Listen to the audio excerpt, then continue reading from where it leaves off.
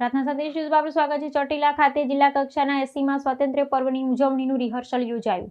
સુરેન્દ્રનગર જિલ્લા કક્ષાની 80મા સ્વાતંત્ર્ય પર્વની ઉજવણી આ વર્ષે ચોટીલા ખાતે જિલ્લાના પ્રભારી મંત્રી દર્શનાબેન વાઘેલાના અધ્યક્ષસ્થાને થવા જઈ રહી છે। આ રાષ્ટ્રીય પર્વની ઉજવણી પૂર્વેની તૈયારીઓને આખરી ઓપ આપવા માટે આજ રોજ ચોટીલા ખાતે જિલ્લા કલેક્ટર GH સોલંકીની પ્રેરક ઉપસ્થિતિમાં સમગ્ર કાર્યક્રમનું રિહર્સલ યોજવામાં આવ્યું હતું।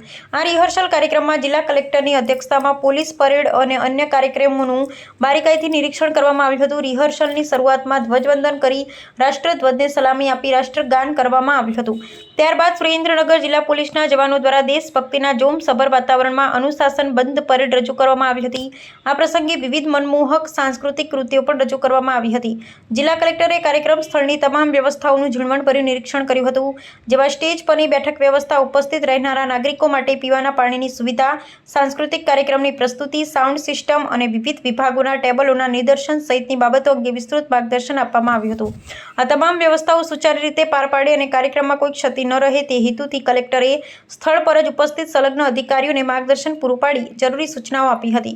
રાષ્ટ્રીય પર્વની આ ઉજવણીને સફળ બનાવવા અને યાદગાર બનાવવા માટે જિલ્લા વહીવટીતંત્ર દ્વારા તમામ તૈયારીઓને પૂર્ણ કરી દેવામાં આવી છે। આ રિહર્સલમાં જિલ્લા વિકાસ અધિકારી KS યાજ્ઞિક, જિલ્લા પોલીસ અધિક્ષક પ્રેમસુખ ડેલુ, નિવાસી અધિક કલેક્ટર VD શાંકરિયા, જિલ્લા ગ્રામ વિકાસ એજન્સી નિયામક ભાવેશ દવે, ચોટીલા પ્રાંત અધિકારી HT મકવાણા સહિત સંબંધિત વિભાગના અધિકારી કર્મચારીઓ ઉપસ્થિત રહ્યા હતા। રિપોર્ટર મિનહાજ મલિક, સુરેન્દ્રનગર।